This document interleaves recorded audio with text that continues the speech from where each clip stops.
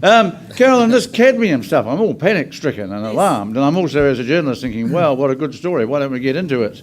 So tell me about this carcinogenic menace, this plague, this scourge, this breast cancer-inducing stuff that's leaching and polluting and contaminating the entire country as we speak.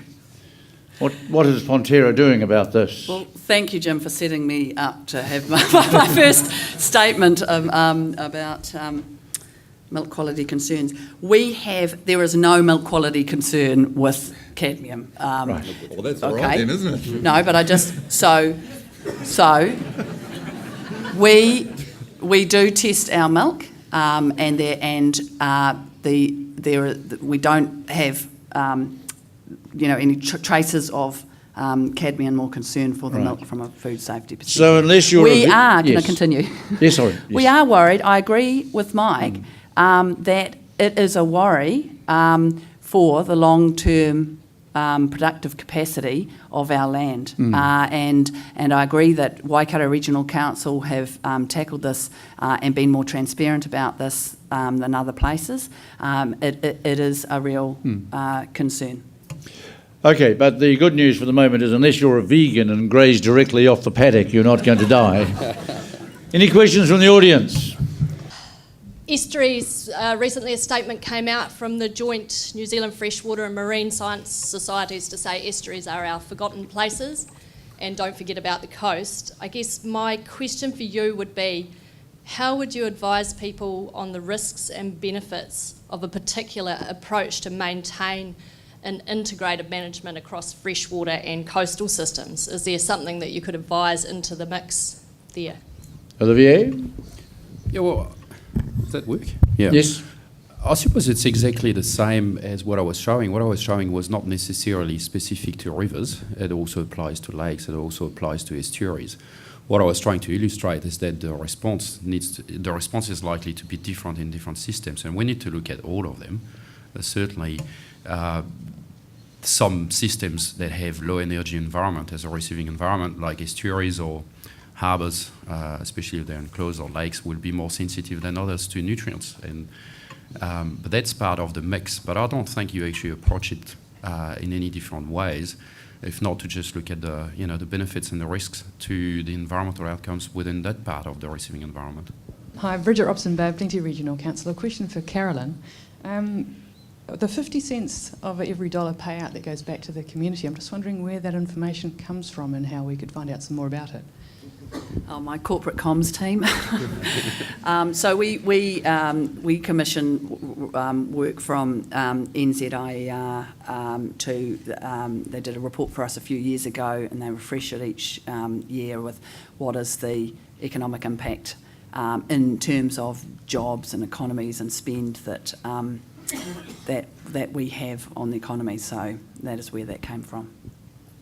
I would be happy to share it with you. But publicly available or owned by Fonterra? So you've commissioned NZIER to do the work? Yeah, right. That's right. So it's not publicly available. But it would be available through your websites or whatever? Yeah, I can look into it. Right. Yes, sir. Neil Deans, Fish and Game. This is really a question to the panel as a whole, and I'd be interested in just about everyone's response. Right. But the challenge that you've outlined, and it's been very helpful, thank you, is that the costs and benefits in relation to the effects here fall unevenly.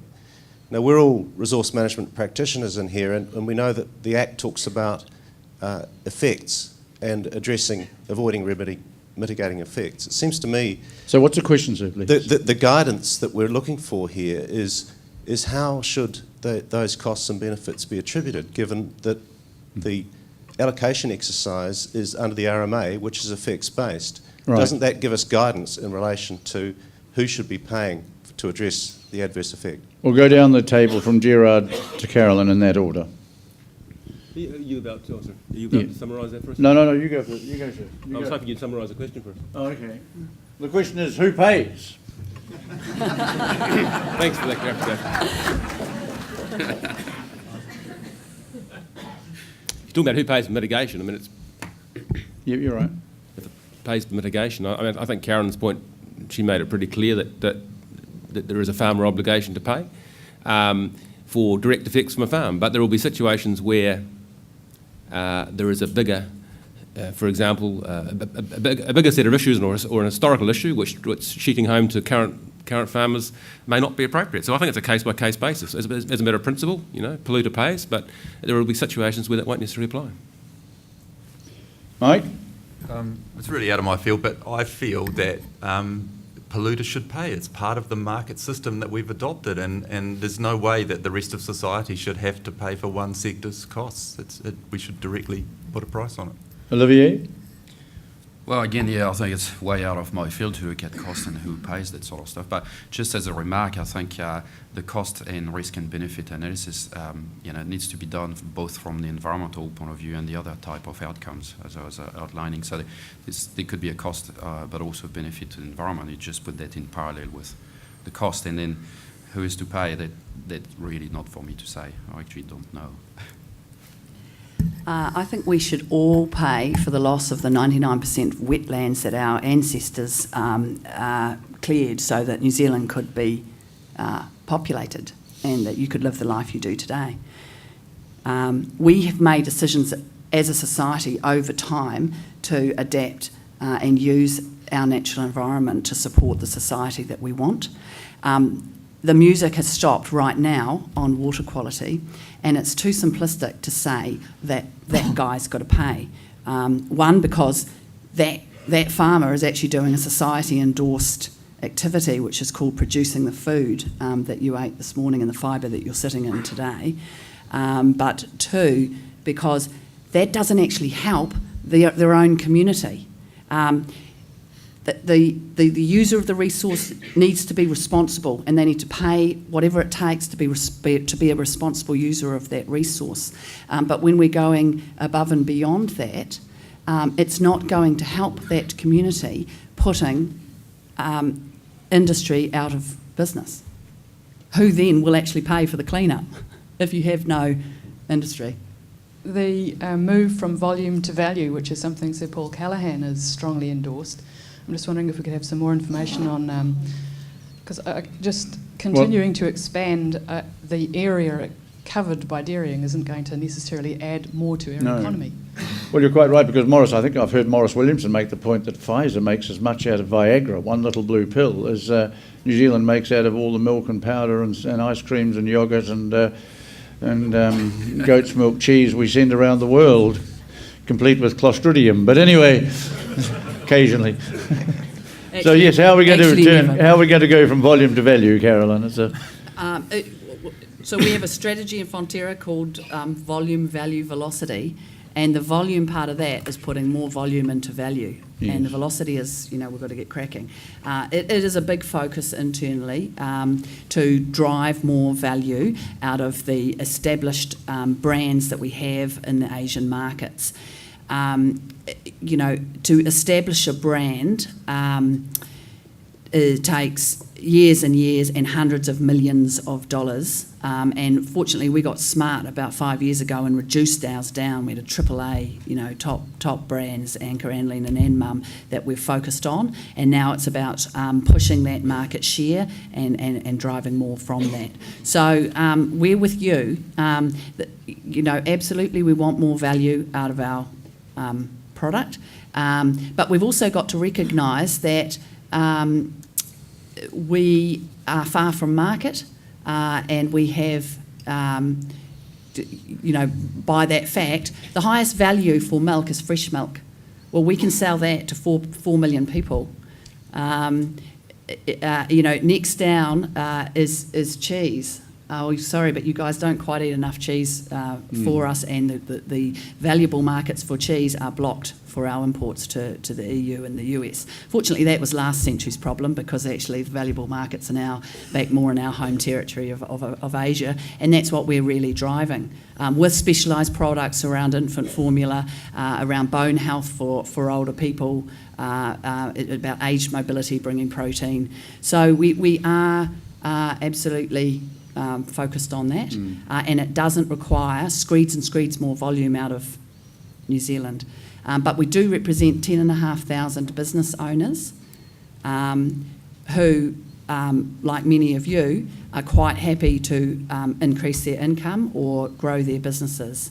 And I don't think that's a dirty word, but I do think they have to do it, factoring in all their costs, including environmental costs.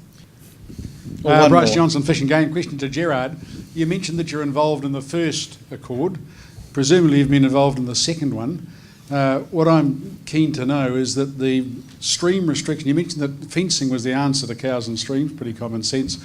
I'd like to know why the old accord was set at streams wider than a stride and deeper than a red band, and the current one is set at 1 metre and 30 centimetres, with basically no difference. And yet we know from Mike that small streams are absolutely critical. So why were small streams left out of the latest accord?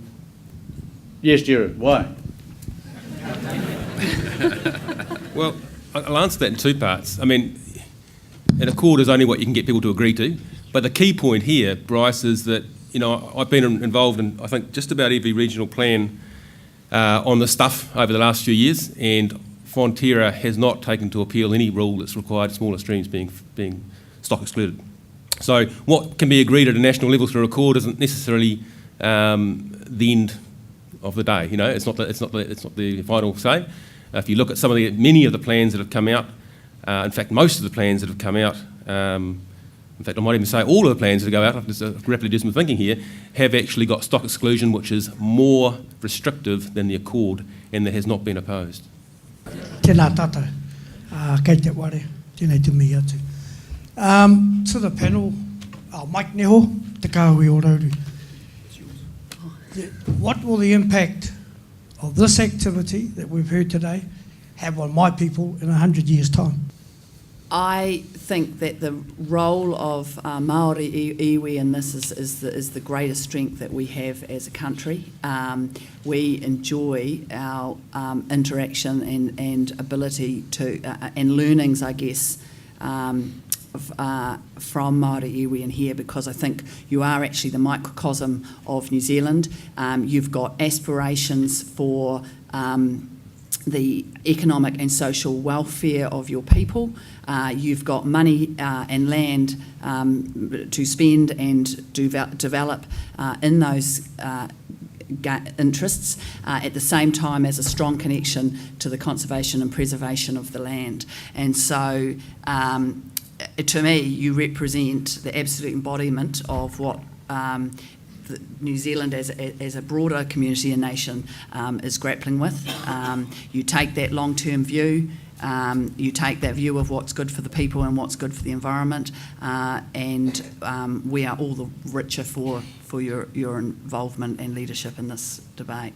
Olivier? I suppose, yeah, that goes back to the long-term view and the long-term effects of what we're looking at here. And again, I'll go back, you know, as a scientist's response, I suppose, in the sense that the tools that are being put in place, but also need to be put in place, need to look at the long-term effects.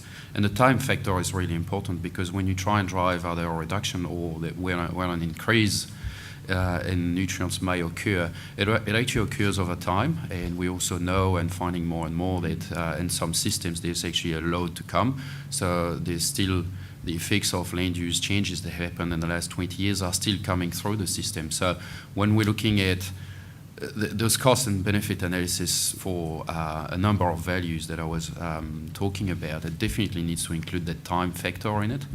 And again, you know, there's more and more progress being made where we can better and better actually characterise that, and we just need to, you know, keep pushing that forward, I suppose.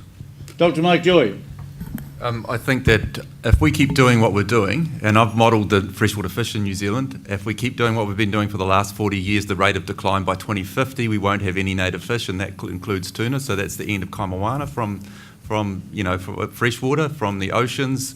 All the modelling stuff that you look at for ocean species looks like 2050, they're all going to be gone as well. If climate change projections look like they keep going, if we keep taking oil out of the ground and using it like we are, 2050, 2060, you know, best bet. So I say Dr. Joy turns to Dr. Doom, and if we don't really pull ourselves out of this and stop, you know, using money and money now as an excuse to keep on destroying and not think of future generations, then I don't hold any hope for 100 years for Māori or for anyone. Jared?